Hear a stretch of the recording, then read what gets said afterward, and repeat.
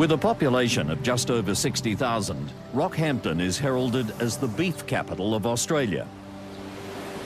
It also proudly wears the banner of being the capital of central Queensland's Capricorn region, a unique place where the outback meets the reef, making it a popular destination for overseas and local tourists. There is, however, a darker side to this idyllic city. During the late 90s, Rocky became the hunting ground of a serial rapist whose sexual hunger knew no end and who would escalate to become one of Australia's worst serial killers.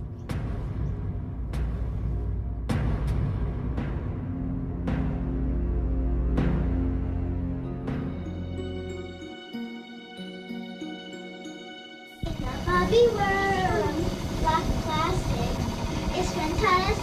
You can brush my hair, I'll just be everywhere. I like cool, baby. Creation. Oh yeah, she was a big singer. I'm assuming all little kids like singing, but she liked to record her voice and listen back to it and sing to the songs that were playing and things like that. So yeah, and dancing.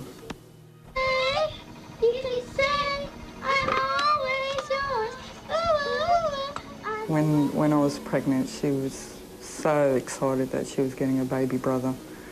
And the moment that he was born, she was like a mother hen. She virtually, it's all right, Mum, you just sit there, I'll do it all. And she did everything for him. Bye-bye, monkey.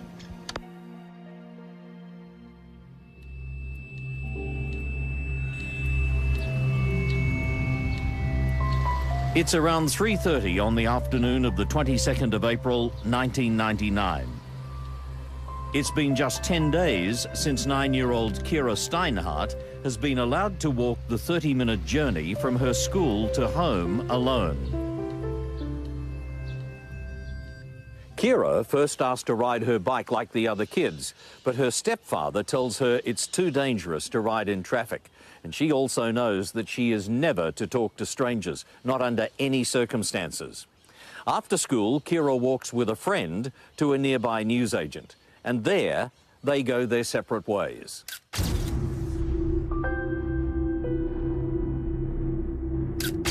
She then takes a shortcut through an overgrown vacant allotment near the North Rockhampton High School.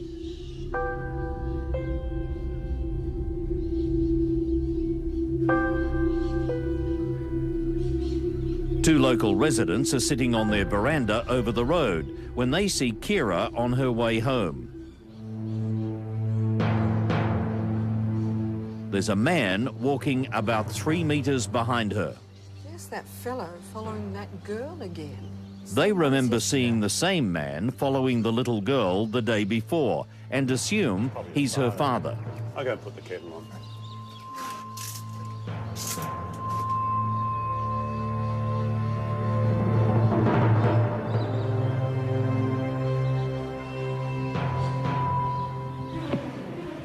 That bloke's just walloped that little girl. But then the witness sees the man hit the little girl, and she watches as the man's white shirt bobs up and down where the little girl fell. I can't see anything. No, just there, right Are there. you sure? They're there. I saw it. Oh, there goes the kettle. I'll come back. She thinks he's trying to rape her. The man then disappears out of sight. Love. He's just run off. He's left her in the grass and run off. I'll go and have a look.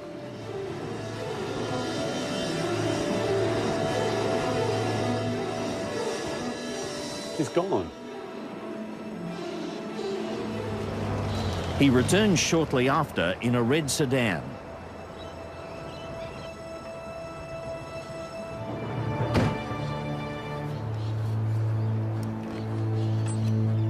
He wraps the girl up in his shirt, puts her in the boot, and then drives off.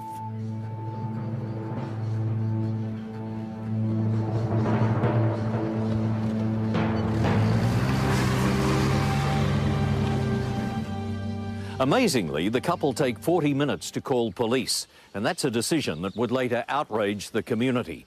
But there is no denying that it is their information that will help police track the abductor down.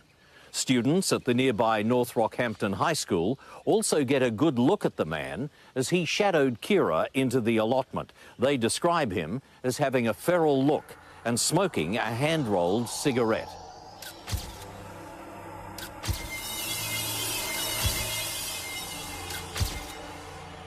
From the outset of the investigation, it appears that Kira's abductor hasn't been very careful in covering his tracks.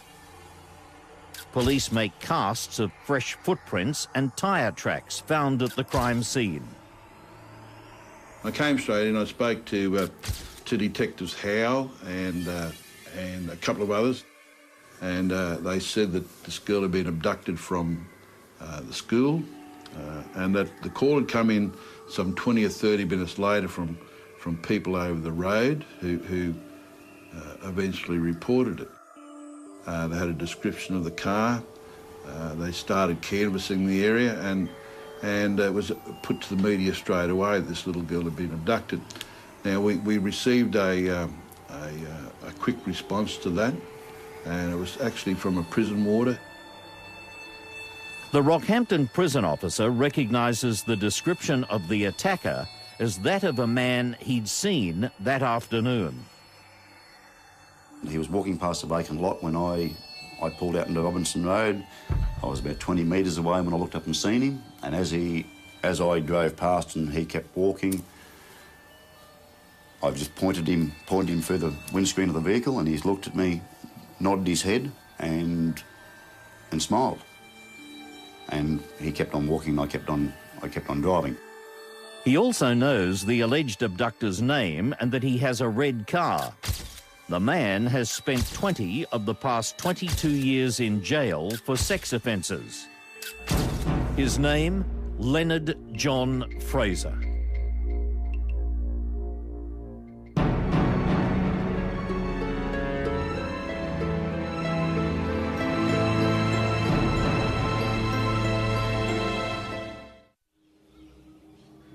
In Rockhampton, on Queensland's Capricorn Coast, 9-year-old Kira Steinhardt has been viciously attacked and abducted.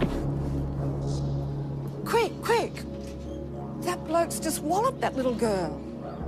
Her alleged abductor is identified as Leonard John Fraser.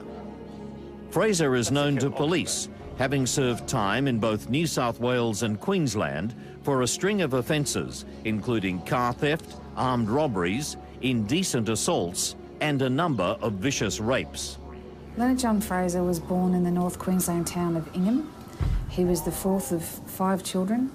His parents, his mother was a stay-at-home housewife. His father was a machinist. He was a World War II veteran that didn't often stay home a lot. His work took him away. He would erupt into many rages, and he was someone who found it very hard in his schooling life to concentrate.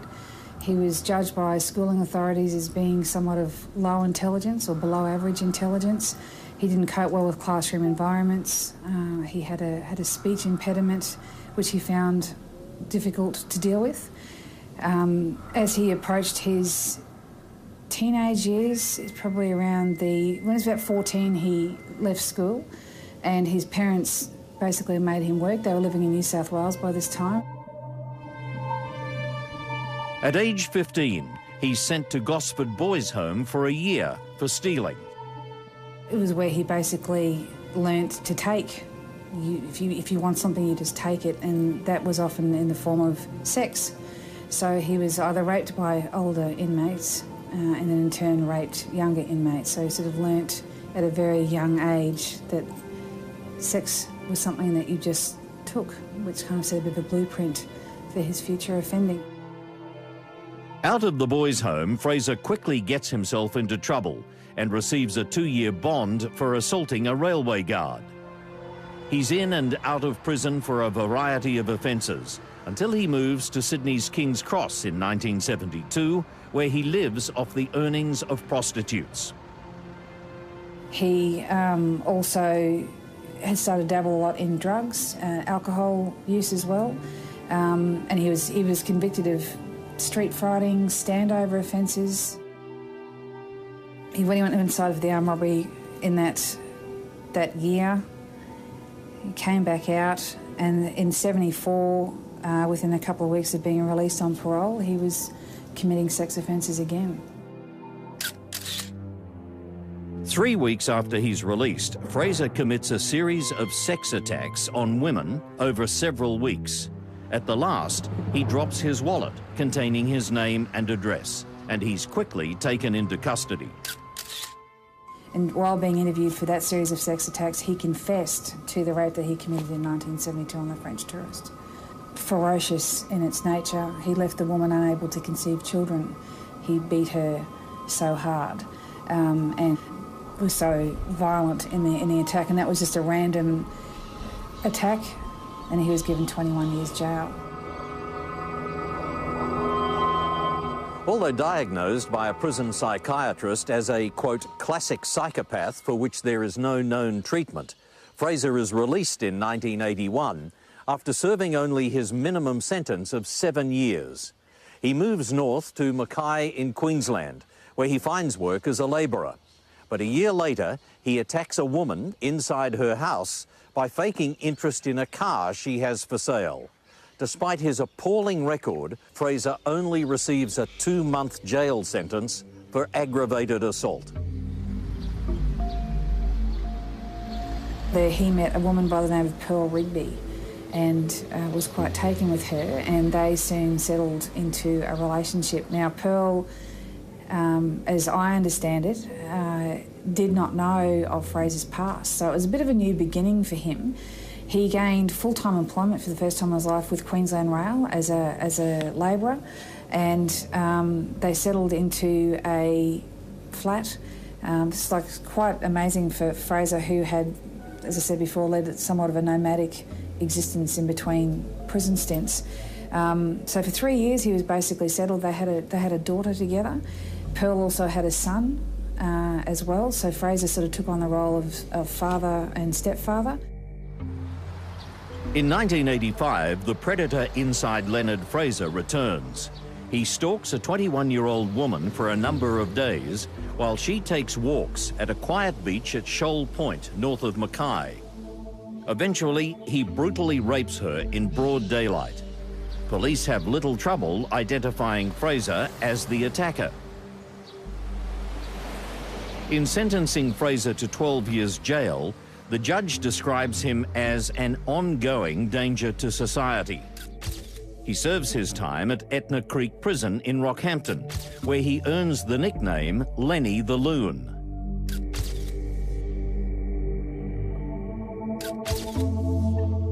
He served his full sentence, and at that stage, the Queensland government didn't have in place the laws that they have now, which can stop sex offenders who are deemed to be a continual risk. The general manager at the time actually held him to the last minute, the last second of his stay.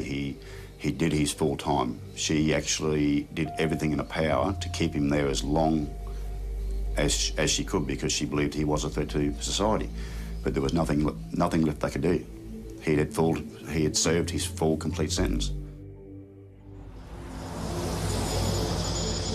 After his release, Fraser moves to the coastal town of Yeppoon near Mackay. In January 1997, he settles with a terminally ill woman, Marie. When Marie travels to Brisbane for cancer treatment, Fraser follows her. So Fraser hitched his way down to Brisbane and went to the hospital to see her. Marie basically said to him that she wasn't coming back. She didn't have much time left. Fraser escorted her to a hospital chapel where he locked her in and raped the dying woman, and then left her. Marie died not long after.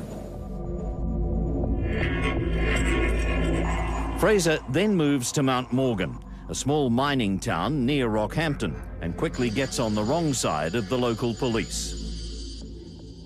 I was on patrol with a young constable. Next moment, this pretty physically fit fellow with all tats on him steps out, waves us down and pokes his head through the my side window and said his name was Leonard Fraser. He said, what's the women like in this place? We went back to the police station, run a check, and it blew me away. And looking at his criminal history, I still can't believe that that person was out in the street. With his criminal history, a constant offender, a repeat violent offender, and I knew that I had troubles on my hand. He targeted a lot of the women there with disabilities. He would stalk some of them. He would go out with them for a little while, sort of force himself on them. In fact, he ended up being run out of town by the locals. He was actually assaulted and then literally run out of town after he spiked a drink of a local girl, local young woman, I should say, and was dragging her, in the process of dragging her home from the pub. A couple of times I picked him up when I saw him, especially at night time, put him in the car, and now that I'm out of the job I can say this, and we'd take him for a ride and have a bit of a serious talk to Len, and suggest that he should move on. I didn't want him hanging around the kids. But it wasn't until later on, towards the end, just before Len did leave, that we realised exactly what was going on in that house, and some of the neighbours had no idea. But there was young girls being drugged and raped at night point, and they had threats made against them that if they ever, at any time went to the police or reported it, well, there'd be members of a motorcycle gang that would come, or a biker gang, would come in Mount Morgan and fix them up, well and truly fix them up and their parents up. And even to this day, some of those people still believe that would have happened. In late 1998, Fraser moves to Rockhampton and he settles into a flat with intellectually handicapped Christine Raitt, though it isn't long before Fraser and Raitt are asked to leave because of their volatile relationship. The couple are now living in a house in Baker Street when young Kira Steinhardt is abducted. And with witnesses identifying Fraser as her attacker, police move quickly. I went round to the address with 3 other detectives, Detectives Lees, Burgoyne and Crouch. Prior to us getting to the unit, Leonard Fraser came out to the footpath with a torch and confronted us and wanted to know what we were doing there. And after talking to him for a short period, his demeanour calmed down, and we explained that we're investigating the disappearance of a small child and would like to ask him some questions in relation to that matter. He agreed voluntarily to come back to the police station and help us with our inquiries. And he was quite adamant that he didn't have anything to do with it. And he was quite obnoxious to the police, and as a result, the information that we had and the description of the offender and the description of the car matched him perfectly. So I instructed my detectives to arrest him and charge him with child stealing. That night, actually, when I rang Darren Lees, I was on the phone. I asked him if they found my daughter. He politely informed me that they have someone that might know where she is. And so I knew I was going to get my daughter back that night or the next day. The next day came, still nothing. Each day it was like living in hell. So he invented the fictitious character Squeaky as a way of throwing police off the scent that he'd actually lent his vehicle to this character. Christine Raitt, however, tells police a very different story. At about 4:30 in the afternoon, Fraser takes her for a drive past the Rockhampton soccer fields near Callahan Racecourse and along a dirt track. Subsequent to that, she was interviewed and was able to provide information about seeing Fraser carry a small or a large doll-like object from the boot of the car that had blonde hair, and was able to describe the clothing which matched the uniform of the school where Kira Steinhardt was attending. With Christine's information, Police are hoping to find Kira's body and plan a search, but they are still unaware of just how much their investigation is going to uncover.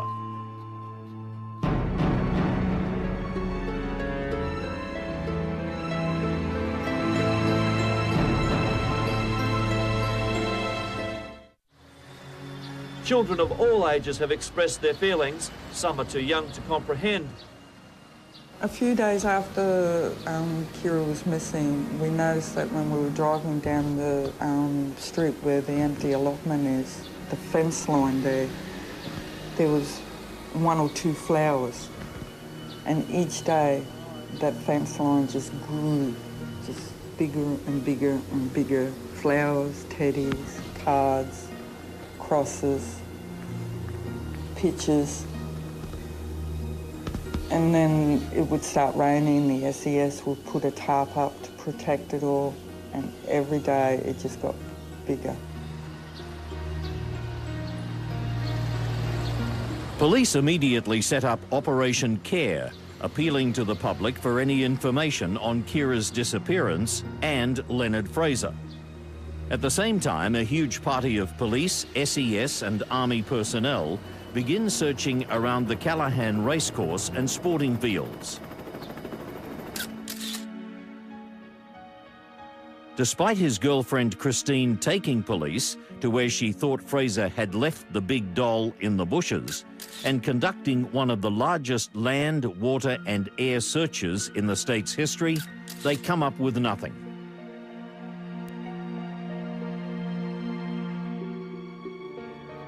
They asked me if I'd go into the watch house and see if I could extract information as to where Kira was. And he just sat there rocking, being quiet for what seemed like a couple of minutes, and it was really rattling me. It was like he was winding himself up, and I thought he was going to have a go at me. Then he said, all I can remember is I'm standing there over him like this. And I said, what, did you hit her? And he goes, oh, I think so. And I said, is she all right? And he just shut up. It wasn't until the 13th night that Fraser was in custody that he actually told Detective Howe where her body was. And I believe that the reason why he did that is because he had in his mind that that after a certain period of time, DNA evidence could not be found on her of any sexual assault. And that's the reason why I think he confessed and led police to where she was. As we walked along that track, I put to him how we were going to find the child, and he explained to me that when he hides a body, he puts it up against a tree, he covers it in grass, and then he stands back and then views to make sure that no one else can see where the body's hidden. He left her lying basically on her back, semi-naked and with one knee up, and her, what appeared that her throat had been cut as well. She had a horrendous injury around her throat. She was placed in a dry creek bed up against a tree, as he had described earlier. She had her skill jumper on the front of her, but other than that, she was not wearing any other clothing. Police scoured a gully about 60 metres from the highway, the pinpointed site. It soon dawns on detectives why they didn't find Kira's body where it should have been, near the racecourse. Pretending to dump a body in front of Christine Raitt was deliberately staged to throw searchers off the trail. Fraser was someone who read, even though he was of below average intelligence, he read a lot of crime books, he talked to a lot of other crims, and knew basically that after about 2 weeks that any evidence of DNA, as in his semen, would be basically destroyed by the elements. And by that time he'd hoped that it would wipe any connection from him with the crime. Darren Lees comes to me and he said that they found him. And I was so excited. She would be alive. and that she was at hospital. And I said, well, let's go. Why aren't we going? You can't go. She's not with us anymore. And I wasn't allowed to see her or idea.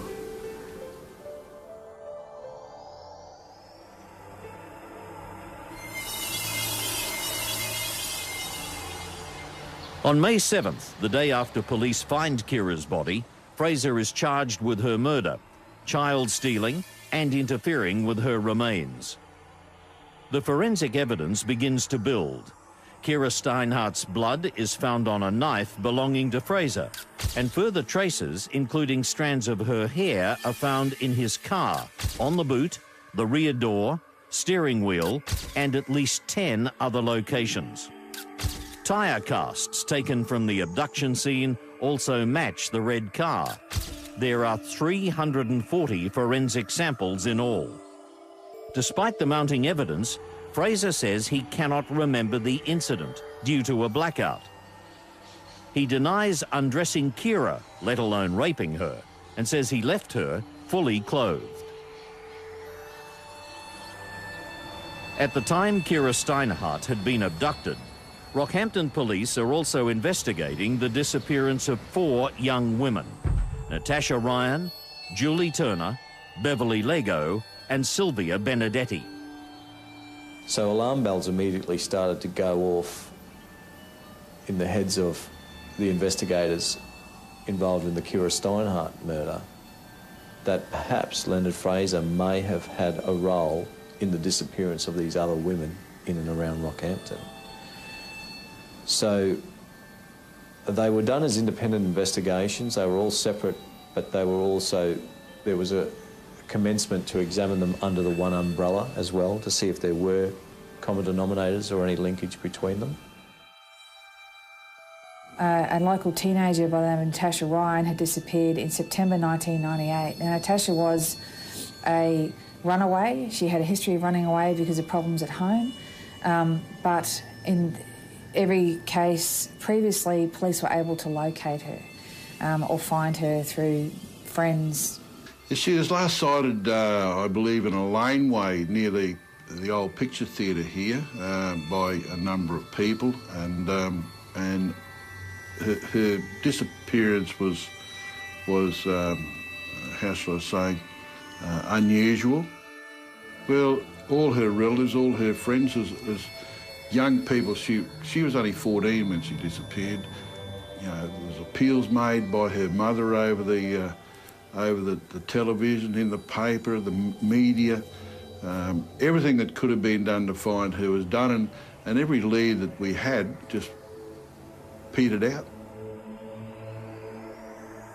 Julie Turner at the time was involved in a de facto relationship, and on the particular evening, the 27th of December, 1999, she had gone out socialising with a group of friends at a nightclub in the Rockhampton area. She departed that nightclub in the early hours of the 28th of December, and she had been drinking that evening, and she commenced to walk to her residence. She did not have the money for a cab, for a taxi at that particular time, and she elected to walk home alone. I know Mum was a fun-loving person that loved having people around, loved having jokes, entertaining, playing music, dancing. I guess trying to stir me up when I was younger. I used to try and stir her up. She was just an easygoing person that really wanted to have fun and enjoy life. Mum would normally ring me, and even just to speak to the kids and that, I knew something was really wrong. And everyone was telling me, you know, it's just your mum like to take off like this. And I said, it's not for her to not want to ring me or anything like that. Every avenue was checked with her, bank accounts, etc., etc., and she had just disappeared off the face of the earth. Beverly Lego was a a woman who likewise was involved in a de facto relationship. She generally lived in a town, a previous gold mining town known as Mount Morgan, which was just outside of the Rockhampton area, but she'd moved down to Rockhampton in the early months of 1999. Beverly Lego was known to Leonard Fraser. Fraser too had lived in Mount Morgan, in close proximity to where Beverly Lego resided. So they were known to each other, and we were able to establish that Beverly's last seen alive on the 1st of March 1999 outside the Bank of Queensland at Rockhampton. Sylvia Benedetti was last seen on the 18th of April 1999, and she was a 19-year-old girl, likewise involved in a relationship with a man in the Rockhampton area. She was last seen on that particular date by several witnesses, and she was in the area of the Rockhampton Mall, and she was seen in the company of a male person who we later confirmed as being Leonard John Fraser.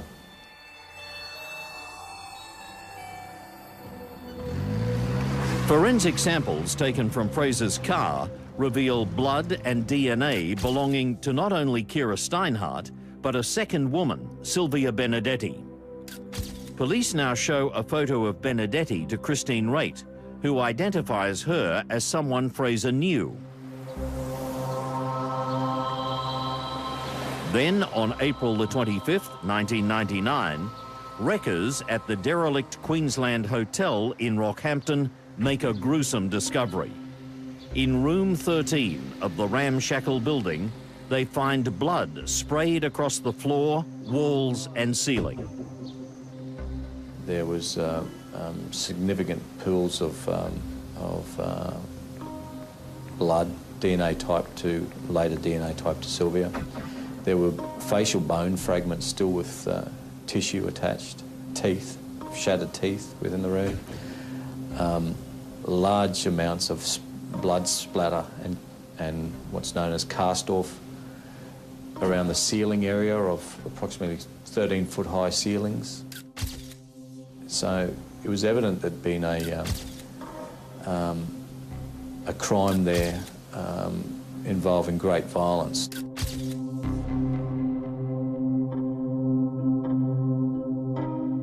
While on remand for Kira's murder, Fraser meets up with Alan Quinn, an old cellmate from his days inside Sydney's Parramatta jail.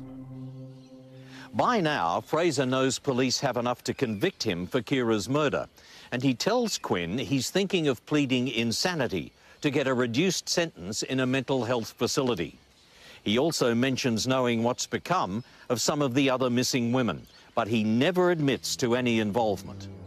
Yesterday we went back to Salsa. Fraser probably felt a bit protected in his company, and they would often just walk around the yard, as old school, you know, again, sort of walking off energy and talking and talking. And during this time, Quinn had remembered seeing Kira's family, seeing Natasha Ryan's family on the TV, and thought, well, you know, maybe I can do something here.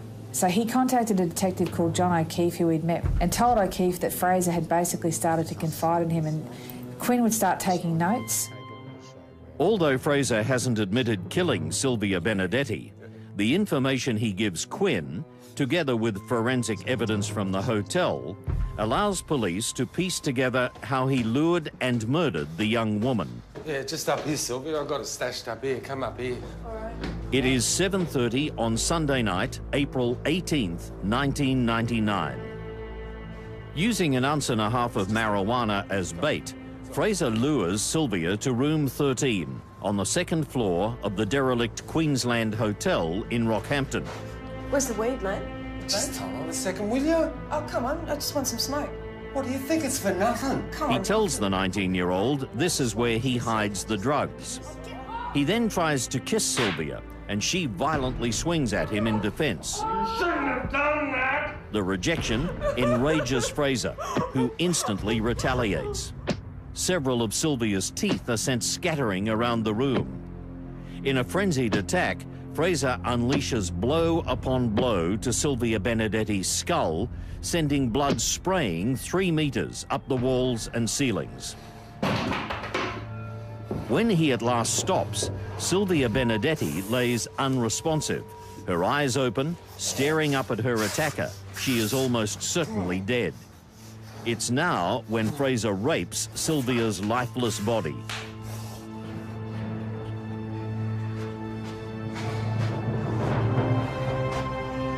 He wraps her head in a towel and moves her next door and attempts to clean up the blood with a towel.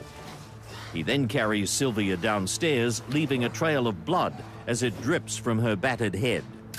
Her clothes are left in a discarded freezer that's full of water and which Fraser hopes will wash away any evidence. But he hasn't finished with 19-year-old Sylvia Benedetti just yet.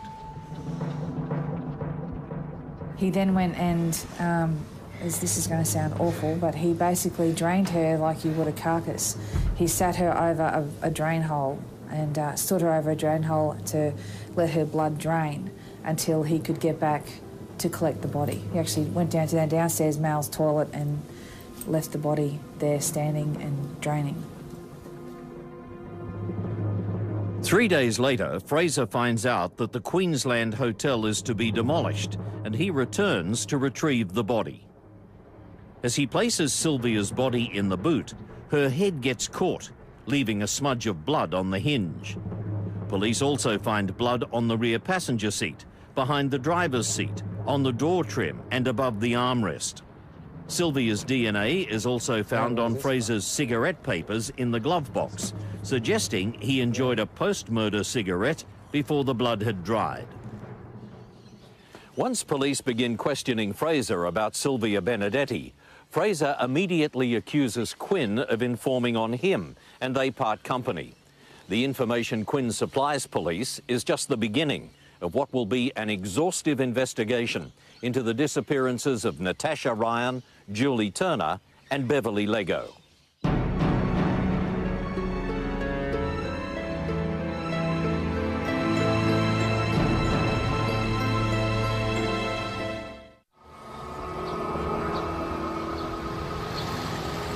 Tears just rolled down my eyes of joy, and that the first thing is Kira could move on. In September 2000, the Brisbane Supreme Court finds Leonard John Fraser guilty of abducting and killing Kira Steinhardt. The judge describes him as a sexual predator of the worst kind and sentences him to jail for the rest of his life with no possibility of parole.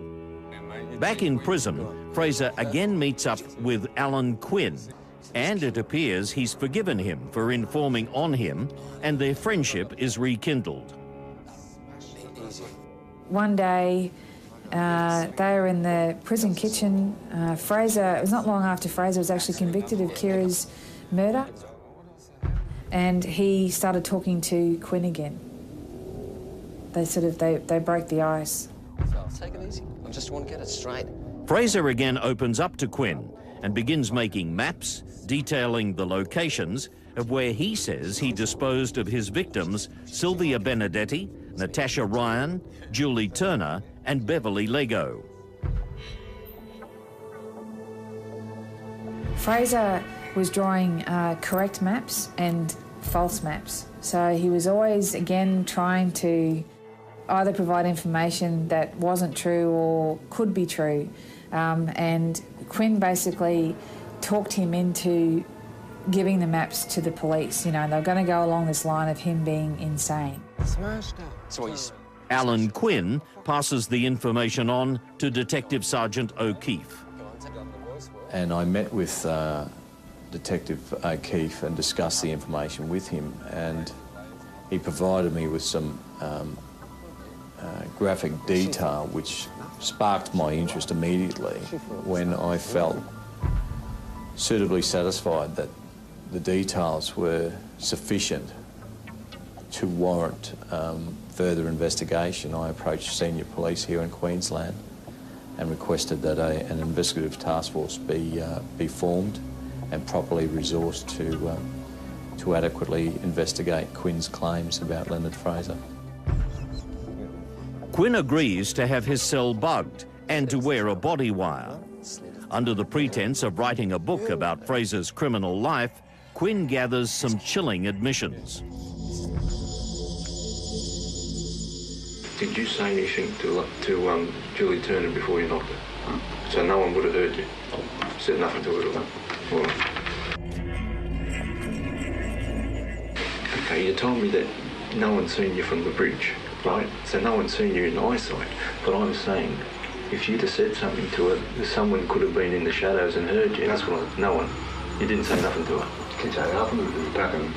If anybody was there, they would have said something. They would have been to the coppers. So you just walked up and smashed it? Nothing more saying anything? Whatever. Yeah, all right. You seen Richard? No, he's in jail, you know. What for? Heaps of different things. Do you think... What was it that killed Bethany Lago? I think I said to you last night. Right. I put my hand on the leg. That's just all what I don't know.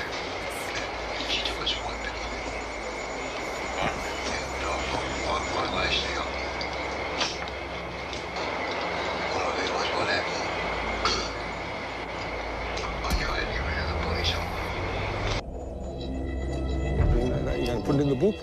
Queensland homicide detectives then interview him, and he makes them a surprising offer. What had happened is on the 21st of December 2000, Leonard Fraser agreed to be removed from the correctional centre and actually fly with myself and my colleagues to the Rockhampton area, and with the intention of showing particular locations.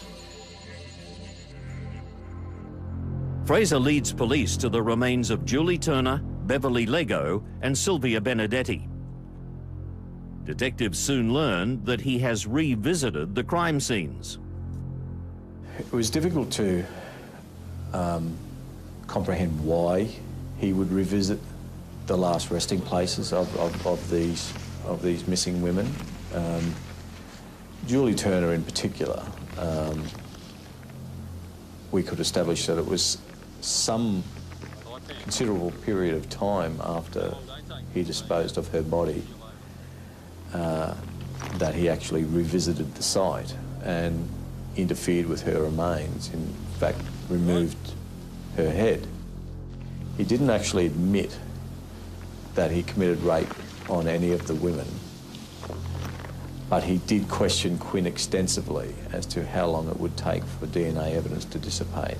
So I think it was a reasonable assumption that all the remains were found devoid of clothing,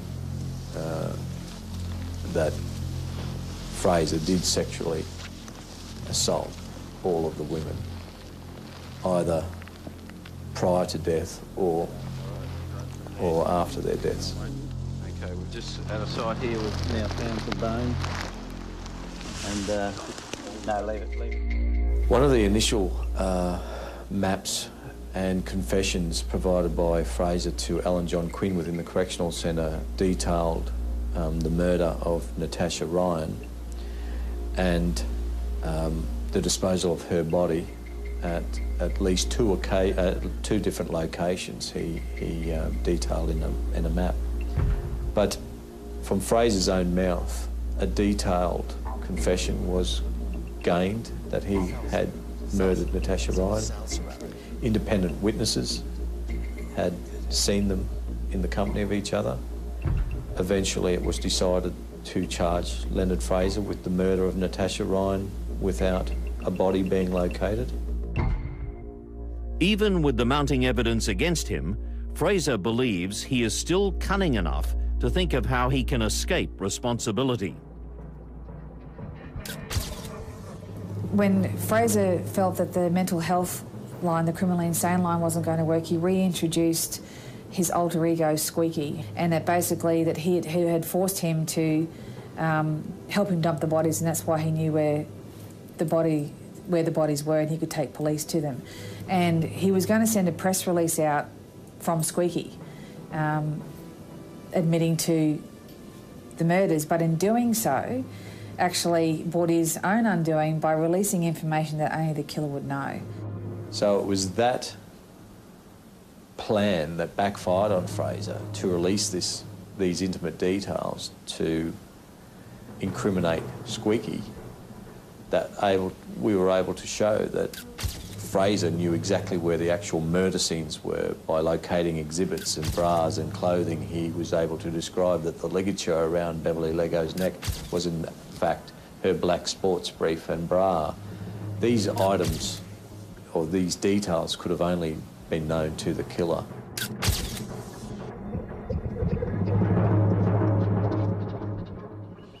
Based on the wiretaps in Quinn's cell, police charge Fraser with the murders of all 4 missing women. He's due to appear in court in April 2003, and for the police it seems an open and shut case.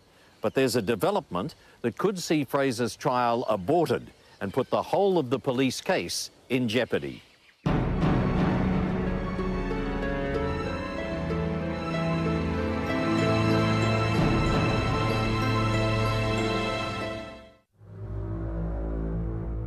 In April 2003, Leonard John Fraser faces the Brisbane court again, where he pleads not guilty to the murders of Natasha Ryan, Julie Turner, Beverly Lego and Sylvia Benedetti. He says he murdered 14-year-old Natasha Ryan because she was pregnant to him. The court hears Fraser admitting to stabbing the young girl and then dumping her body in a grave on a property near Rockhampton, though it's never recovered. It's about day 9 of the trial, and this was this was like the biggest murder trial in Queensland in recent history. And day 9 of the trial, the matter is adjourned. The court is adjourned for a time in the early afternoon because the police basically had received information that Natasha Ryan, with whom Fraser had been charged with her murder, had been found alive after 5 years in hiding, basically, and it just stunned everybody. This afternoon, her parents confirmed her identity. Her family are obviously very relieved that she is safe and well. Her mother has seen her now, and her father has spoken to her on the phone. Fraser is immediately declared not guilty of Natasha Ryan's murder. After selling her story to the media, Natasha Ryan tells the court that she had never laid eyes on Leonard John Fraser in her life. She says that after an argument with a teacher, she decided to run away to her boyfriend's house. She'd been with him ever since. It takes Justice Ambrose 4 days to rule that the trial will continue unabated on the remaining charges. The trial resumes on the 15th of April 2003 with Alan Quinn as the star witness. All the victims' families sat through the court day after day listening to what had happened to their loved ones. Because the police had been able to successfully secretly record Fraser's confessions, they had to sit there and listen to him gloat, laugh about the atrocities that he had inflicted. It was really horrible, but I didn't want to stop listening to it because I really wanted to know the truth. And I think the main thing that affected me when I first got to sit in there after I gave my evidence was when he said that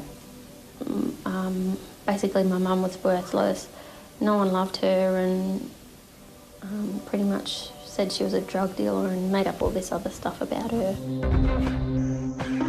Fraser's an unusual individual insofar as he has a very volatile temper.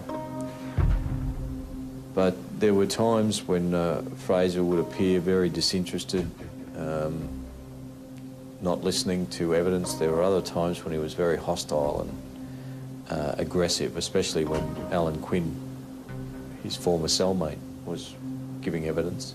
He was very aggressive and sat upright in his seat and attempted to make eye contact with Quinn. In previous previous hearings, I've seen Fraser sit there, pick his feet, treat everything with pretty flippant about things. This time he sat sat pretty quietly, dressed in the same clothes every day, white pants, white shirt, white shoes. I think he sort of even faked a heart attack at one stage to garner a bit of sympathy. The jury deliberates for little more than a day. Then, on the 9th of May 2003, they find Fraser guilty of murdering Sylvia Benedetti and Beverly Lego. A verdict of manslaughter is handed down in Julie Turner's death because the jury believes he hadn't actually intended to kill her. A red-faced Fraser merely yawns and stretches his hands behind his head as the verdicts are read out. On the 13th of June 2003, Justice Brian Ambrose sentences him to 3 indefinite jail terms and describes Fraser as an untreatable psychopath.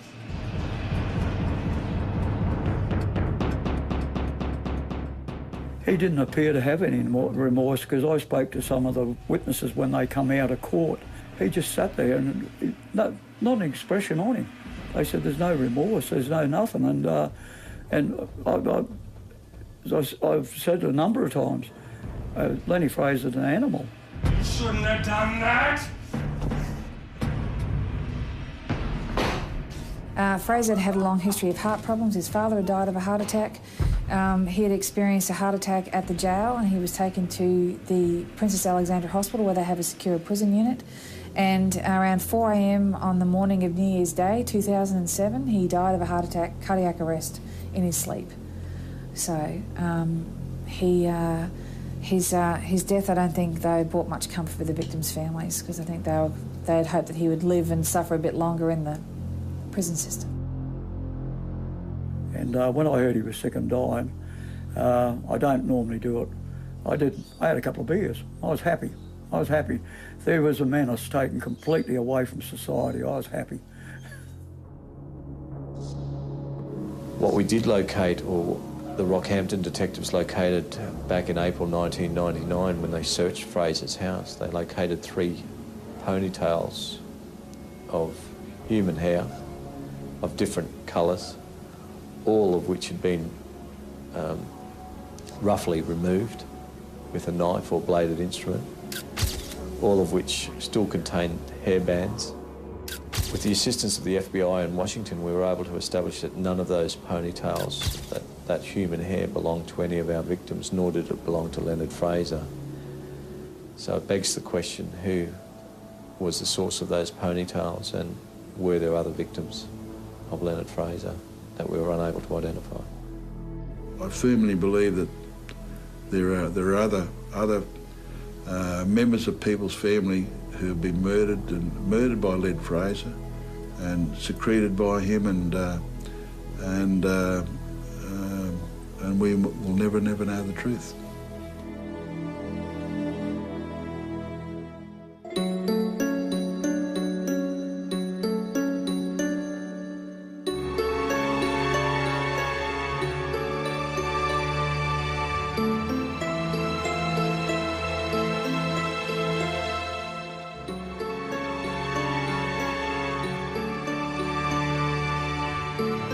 On our next episode, we tell the story of Donna Wheeler, a young mother killed simply because she said no to a man's advances.